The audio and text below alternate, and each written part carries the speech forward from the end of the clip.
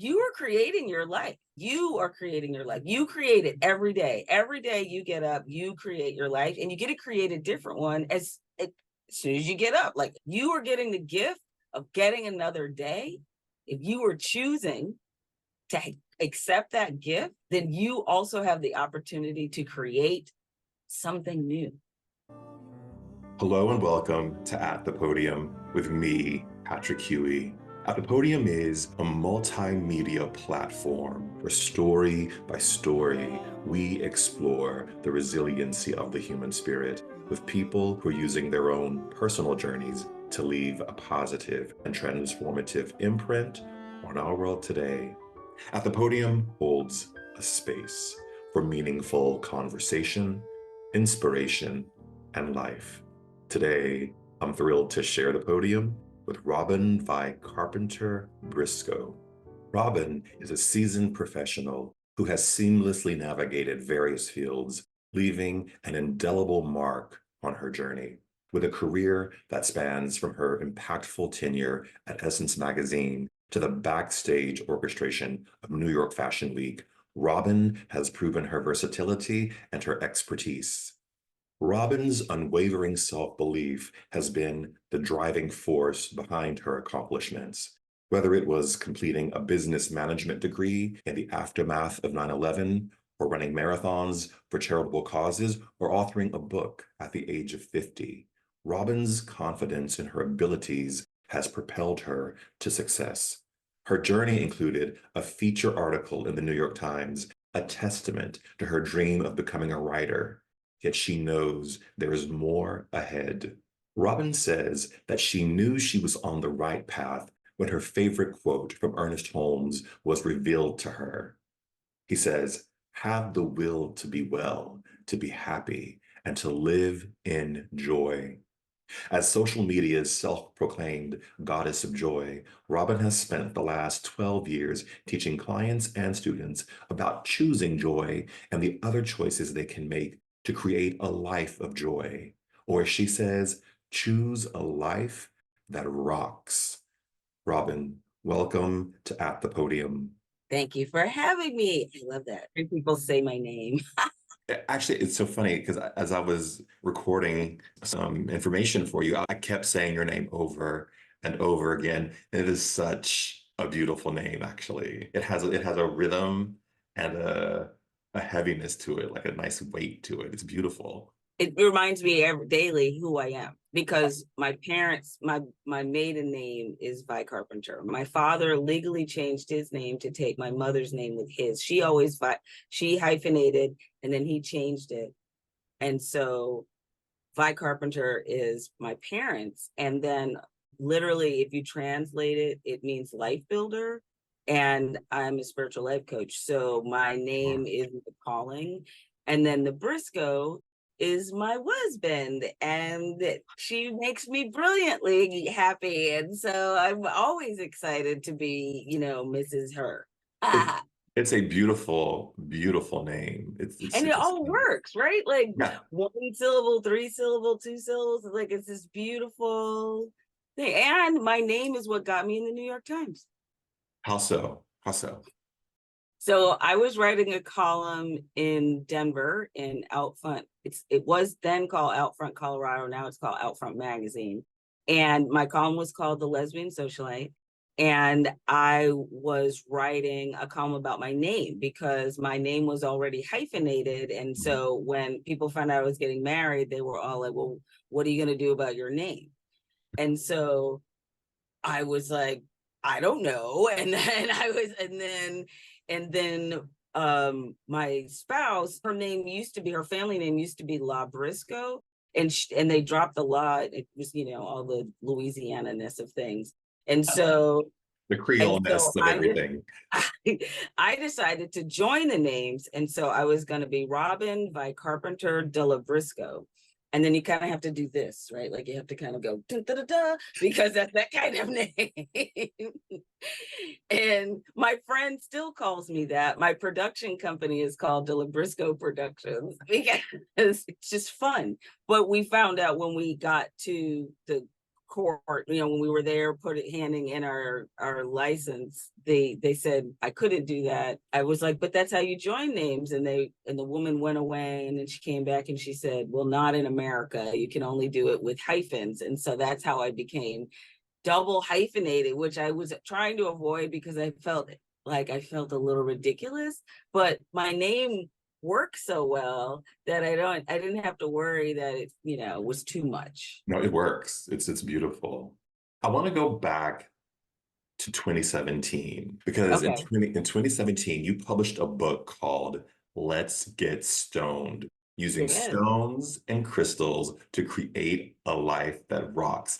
And Robyn, when I read the book, I have to tell you, I was just struck by this feeling of joy that was emanating from the pages as I was reading the book. And it literally made me smile out loud.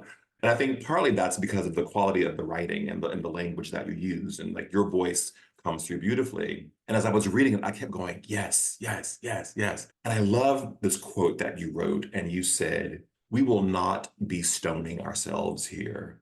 There will be no statements about getting better, fixing yourself, or being broken in any way. We all have a journey. Yours is yours, and mine is mine. We are all the stars of our own stories. And no matter what challenges life brings you, you can always count on your powerful spirit to keep you going. You can always do a comeback tour."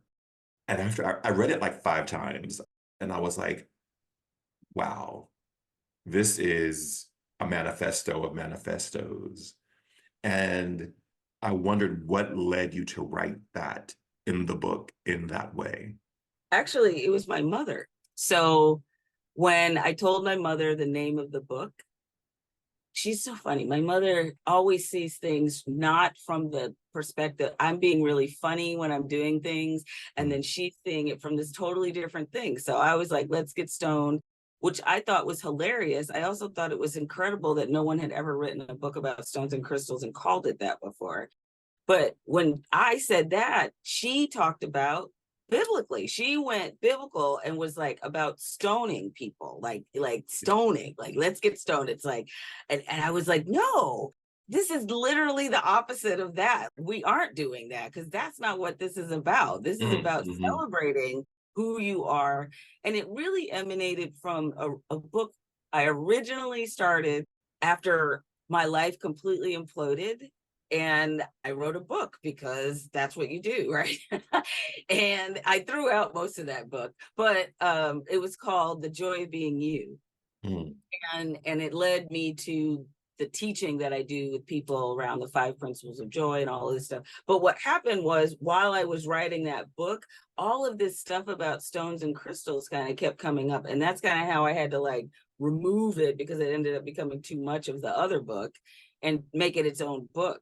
But then I still had to get in there. That's the stuff, right? Like the point was always, it's not about the crystals themselves. It's about the intentions you're bringing to your life, the you that you've decided that you're going to show up as every day, and celebrating that, right? Not in the, oh, I wish I was more of this, or I'm not enough of that, or we're not doing any of those things.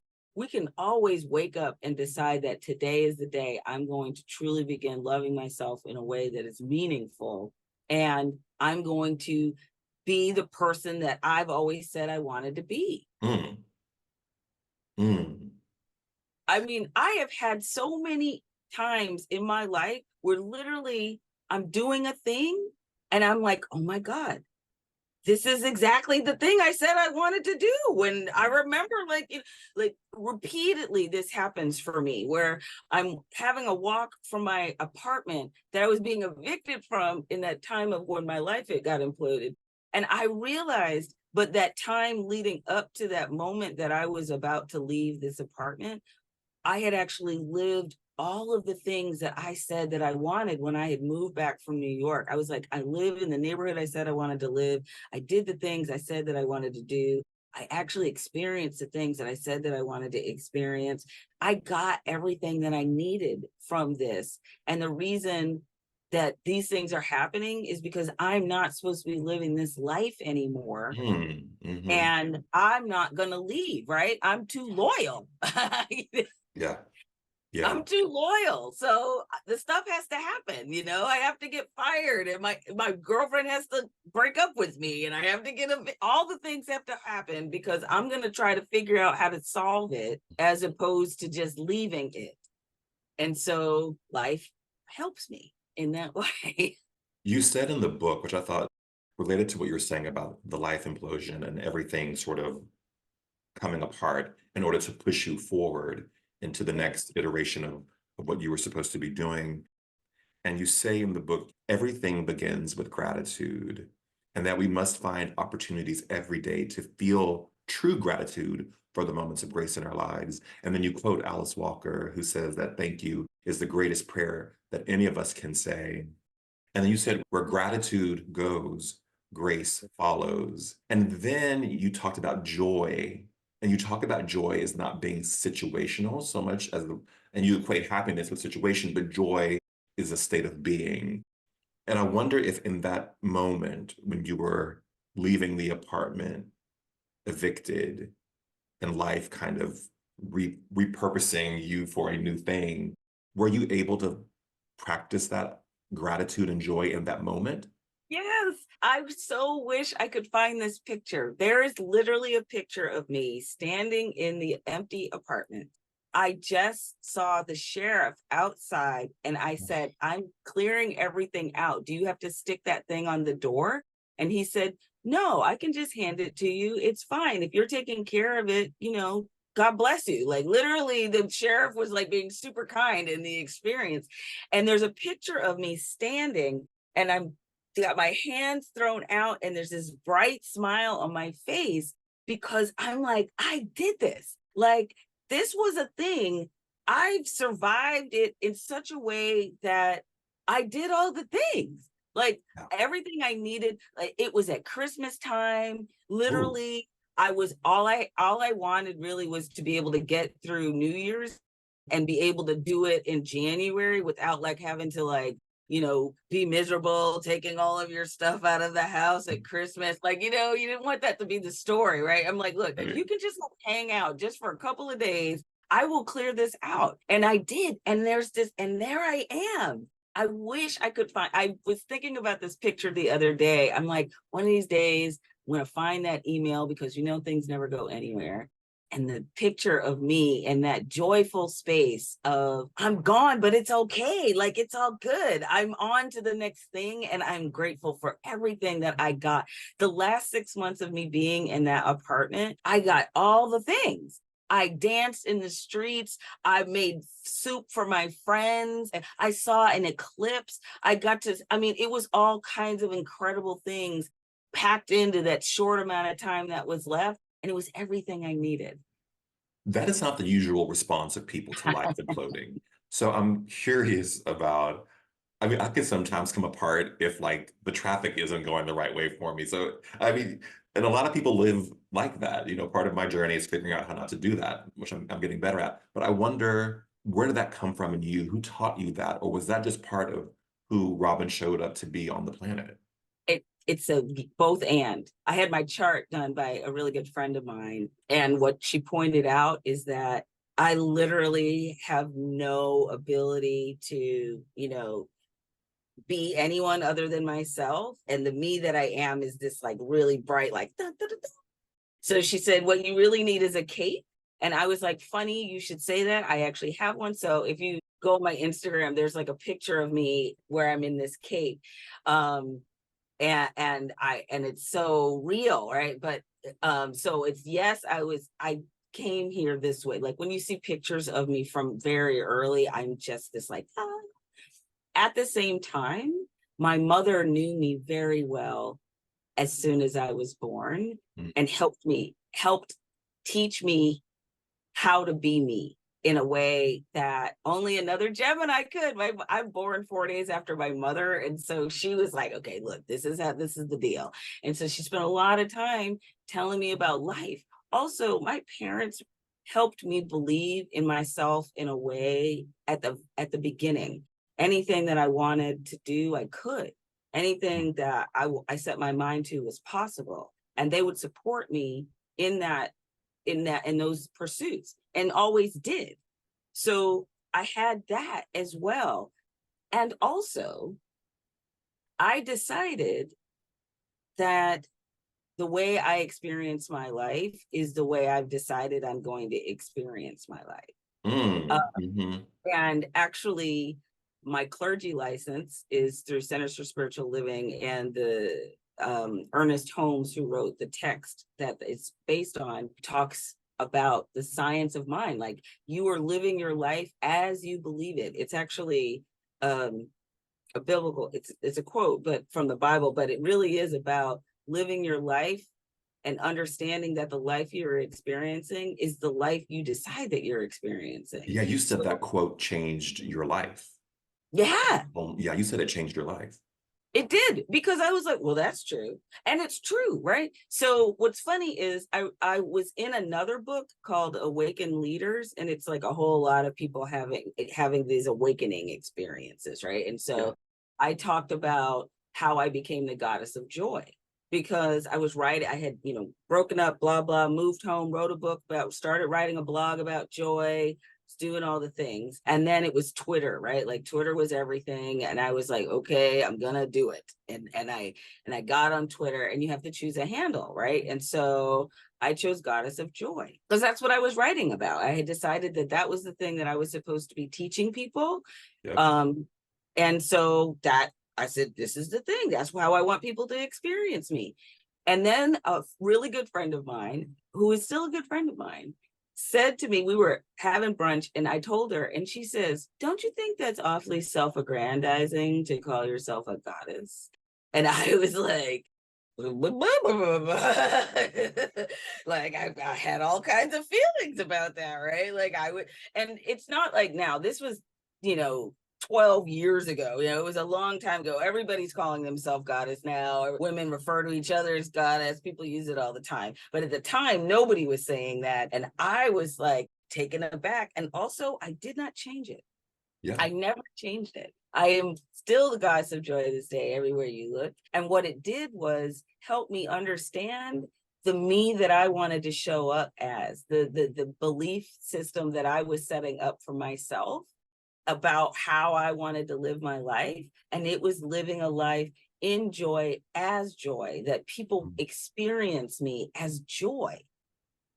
And that is the come from. It's a very proactive view of life, because oftentimes people move through life, and we are in a season of victimhood where everyone is a victim right now. But what you're describing is you get to choose how you show up in the world, and you get to sort of claim that space. Then the responsibility is living up to that. Well, and that is exactly why my book is titled exactly the way it is. So it's Let's Get Stoned, using stones and crystals to create a life that rocks. So you don't just have this amazing life, you create that life. And the tool that you can be using in that creation are stones and crystals. And so that's why it's not a really thick book with lots of pictures of crystals, although talking to a publisher about doing a second edition. And so we'll probably add in some more crystals, because I do have like a list, of like, Yeah. well, if you're going to have like 25 of like the best ones that I could think of, these would be the ones. But I had avoided that before. And she's like, everybody wants that. But the whole point was, you are creating your life. Like, you are creating your life. You create it every day. Every day you get up, you create your life, and you get to create a different one as soon as you get up. Like, if you are getting the gift of getting another day, if you are choosing to accept that gift, then you also have the opportunity to create something new. How did you find crystals? Because you are highly knowledgeable about crystals and building altars. But one thing I love about that I think made me like the book even more, was that you were like, it doesn't matter if you believe it or not.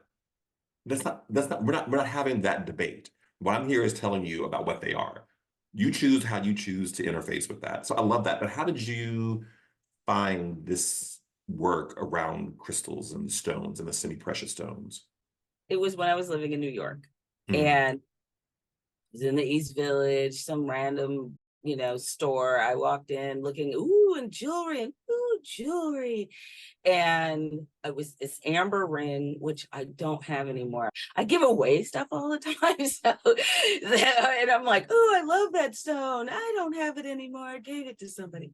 But I was looking at the crystal, the ring, and this woman read the properties of amber, the metaphysical properties of amber. Now, I had never heard about this. I was like, what? There are things. I used to make the joke that semi-precious stones were really there as placeholders until the diamonds arrived, right? Like, so I had no idea that they could have all of these they have all of this other meaning, right? Other than that, like Victorian meanings of things, right? But so when she said that, I was like, hold up, it was about harmony and groundedness, and I was like, hold up, well, that's a thing, right? Now I'm into it. So then I got really into amber, and then I was just into amber for a long time, and then I started with amethyst and rose quartz, which are usually your kind of, I always call those the gateway crystals. Mm. Amethyst, rose quartz, and amber are the ones that everybody's like, oh yeah, and they're into it, and they collect them, and they really like what they look like. And then I got more and more into it. And then I took a class, because this is what happens with me. When I'm really into a thing, I end up having to learn as much as I can about that thing. And I end up getting some sort of certification, taking some sort of class, so that then I can speak with some sort of authority about it.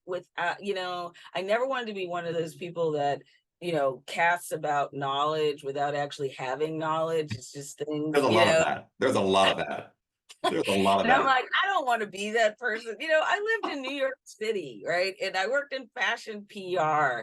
And so you spend a lot of time in cocktail parties, and you get a lot of the like people pontificating, especially when alcohol is involved. So I never wanted to be that person who was like, oh, there she goes, blah, blah, blah.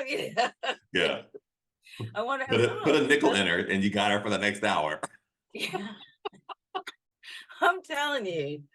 But I digress. Yeah. So I kept getting into farther and deeper in, right? And then I realized that I used them so intentionally that I started really telling other people about it. And then when I became a spiritual life coach, I realized very early on that I wanted to make sure that I incorporated stones and crystal instruction and practices with my clients.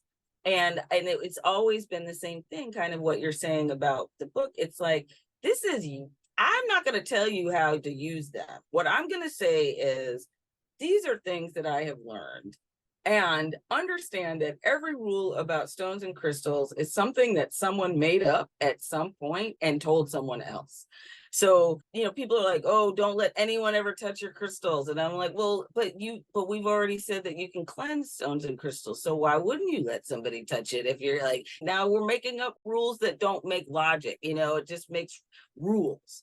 And so I'm too messy. Rules are usually messy when it comes to me. So I try to not make anyone ever follow harden, except there is a proper way to fold sheets.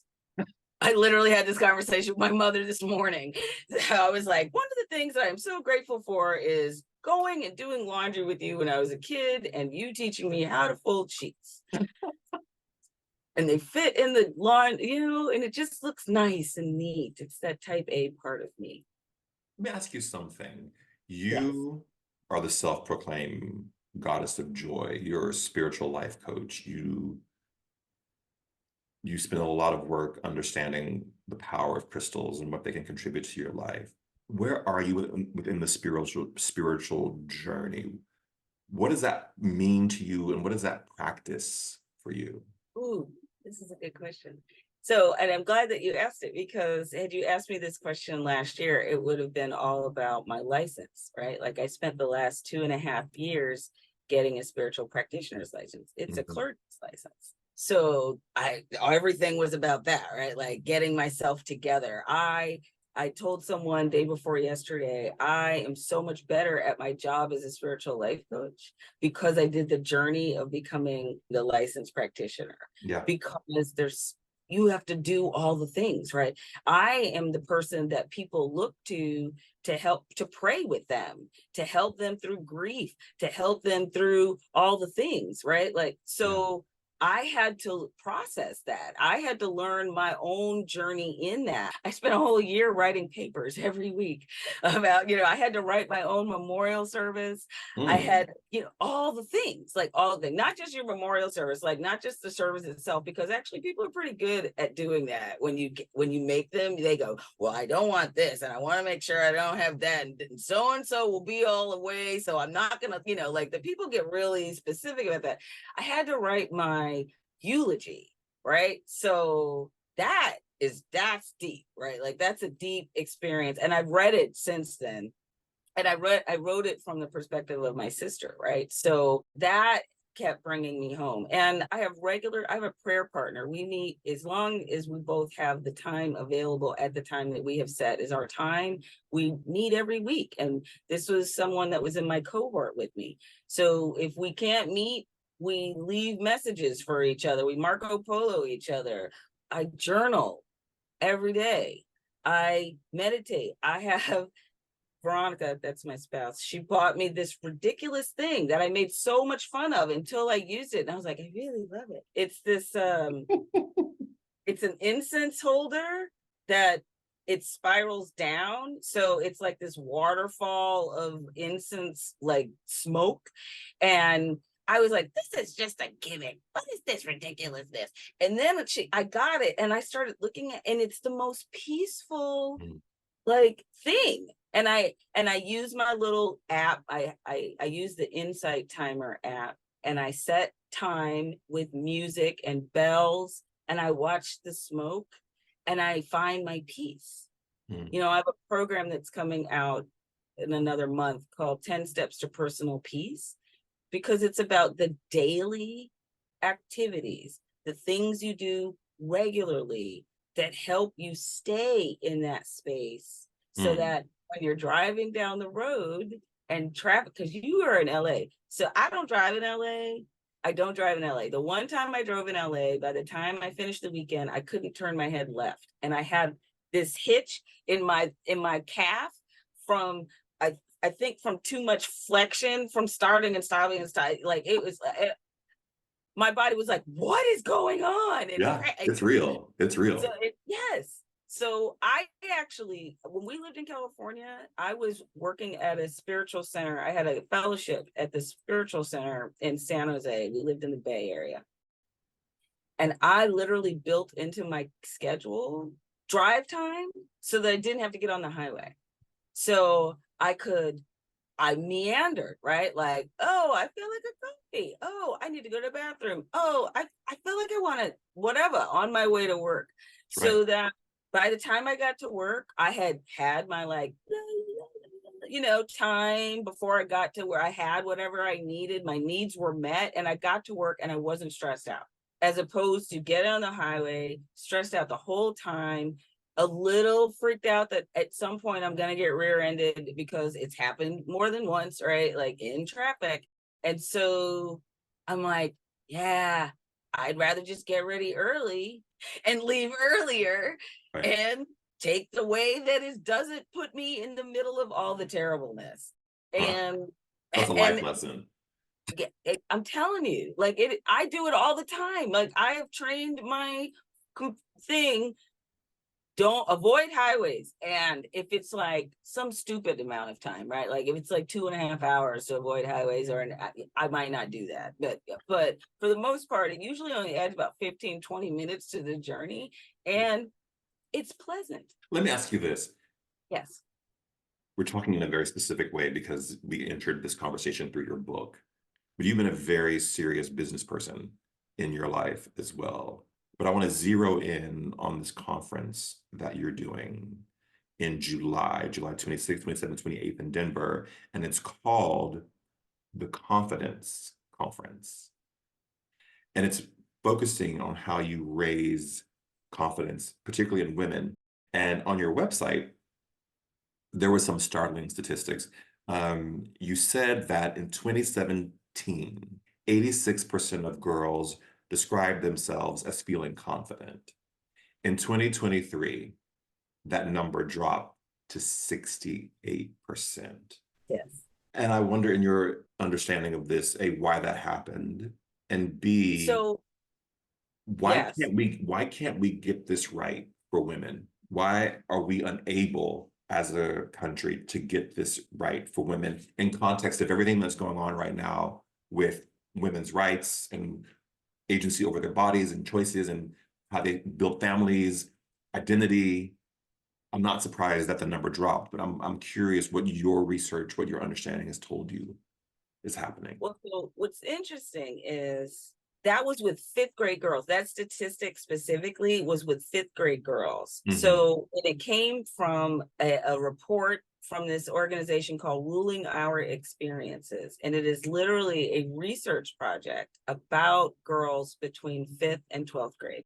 I'm like, oh my God, I didn't even know anybody was actually studying girls like this, like a long study, like the nurses study, like they're Yeah. and it's really well balanced. So I really took to heart the statistics. And everybody's first instinct is to say social media, right? Like that's the first thing everybody wants to say. Social media. And I'm like, yeah, okay. But before that, when we went, so I would say yes, and COVID and blah blah. There's like a whole host of things in that time frame, right? At the same time, before social media, they were talking about seventh grade girls and how they stopped talking in class and their grades went to, and they stopped excelling in math and science, and that they proved that girls excelled in single gendered education and boys excel in co-ed education. I was like, well, that sucks. So that means some girls are just gonna have to take it for the team and go to school with the boys. But and I am a product of single gender education. However, they were blaming it then on print media, right? Like they're like, oh, they're seeing these skinny girls and they're blah blah blah. And I'm like, yeah. And they are surrounded by people in their lives that are much more influential than anything they see on social media or in a magazine. Their mothers, their aunts, their siblings, the men in their lives, whoever. Like there are people that have a much bigger influence on how they think about themselves. And the problem is we're focusing on the girls and being like, oh my God, we have to help the girls. And all of these organizations start and we're doing all these things. And Nike and Dove are gathering together, they're doing all of these great partnerships to help girls. And I'm like, yes. And the women that they are looking to are to help them understand about what it means to be confident aren't getting the thing. Right? Like they're not getting that message. They're spending all of their time focusing on the girls. They're not focusing on themselves. They're not looking at themselves with confidence. They're not walking into rooms with confidence. They're hiding behind things. They're doing all that. They're talking about their bodies. They're complaining. They're on diets. They're always doing stuff. The women in their lives, and the women in their lives are encouraging them in ways that are detrimental to their understanding of their value as a person, right? And when I was growing up was the 70s. Women were liberating themselves. Equality was a thing. Women's lib was a thing. Women could do whatever they wanted to do. You could be whoever you wanted to be. You were strong, you were powerful. Yeah. Women everywhere, every woman around me was saying those things. I was seeing it in the media. My mother was saying it. I had a poster of Angela Davis on our in our house. Yeah. We are failing these girls by not being confident in ourselves. That's the thing. The thing is, they need to see it to believe it. Because if we're telling them and then not doing it and not believing in ourselves, they're not going to believe the words coming out of our mouth. Yeah. Yeah. It's that idea of when people look up, they need to see themselves reflected. That idea of representation matters, Yes. and that it's consistent and that it's true. Because Yes. you talk about things having to not just exist, but have to be genuine in Yes. your work. Authenticity is everything. People can tell if you Yeah. were being fake. Yeah. Even if you're doing a really good job of it, there is still this underlying like, there's a weird trust thing, right? And what happens is it hits you in this like trust center of your body, right? Like, and your intuition. And when you're not paying attention to that, that's when you make those decisions like, oh, they're probably really nice. And I'm just being really judgmental right now. I'm having a blah, blah, blah. And then later they end up being exactly who you kind of felt like was going on at the beginning. And you're like, see, I knew they were that person. Yeah. And then my reflection to you is, yes, you knew all along. Why didn't you listen to yourself? You have accomplished a lot. Essence, New York Fashion Week, author, marathon runner, which I'm like, I don't know how anyone, I mean, I run too. when you look back over this first half, what do you feel the most proud of, if that's the right adjective to use? Ooh, it's funny. I look back at all the things that I've done and I'm like, that look kind of like it was impressive, like it's like, but when I was in the middle of it, it was just life, right? Like I was Yeah. just doing things. It wasn't like I'm going to be la la la la, it was just life and I was just living it. And I did the best that I could as I was doing it. Yeah. And so what I'm most proud of right now is what I'm doing right now. Because I am taking all the things. I was president of the board for the History Museum here in Baton Rouge I was like the COVID president, right? Like I wasn't quite ready for the responsibility, but I was the only one that was at the museum every day trying to figure out how we were going to get people back in the museum and to believe in what was going on and all of the things. So they were like, you should be president. I was like, no, I don't think so. But they did it anyway. And we brought the Smithsonian Green Book exhibition to Baton Rouge. And all of these people who didn't know anything about the existence of the Green Book got to not only know that it existed, but got to come and experience it. Yeah. So my kind of tenuous experience as president of a board led me to know how I wanted to start my nonprofit, right? Like, so now I've started this nonprofit. The nonprofit is responsible for putting on this conference because the thing that I can't do, I have to do, I don't want to deny it. The thing that I have to do at all times is always give money to somebody. I'm always having to figure out a way to give money away. And so although we were creating this conference for these women, we still needed to give money to nonprofits that are supporting women and girls in self-belief and confidence. Yeah. So they were like, well, you're going to have to start a nonprofit. And I was like, okay, I guess it's happening now. And so now there are things that I know, having had that experience now, now I'm ready. Literally, I have been trying to start my own nonprofit for 15 years. Wow. And it had to be authentic. It had to be the right come from. It had to come from the place of, this is the message. You're talking to people about legacy, and this is it for me, right? Like, this is the thing. If there's something that from now until the end of my time here that I do every year, that I have conversations with people about all the time, it's going to be love, gratitude, joy, and the confidence conference, right? Like, that's it. Those are the and crystals, solely because people are always going to ask me about her. So, like, that's the thing. Like, it's just going to be a thing. I just accept it as a thing. And also, that is not where my focus is. My focus is on making sure when I get the opportunity, we are going to be grateful. I am going to make sure that you know that I love you, period. That joy is the light that lives within you, that it exists as you. Joy is synonymous with love, with spirit, with God. Joy is you. And I'm going to make space for women and girls to come together and understand that they are magnificent and that they can lift themselves up and they are lifting each other up simultaneously.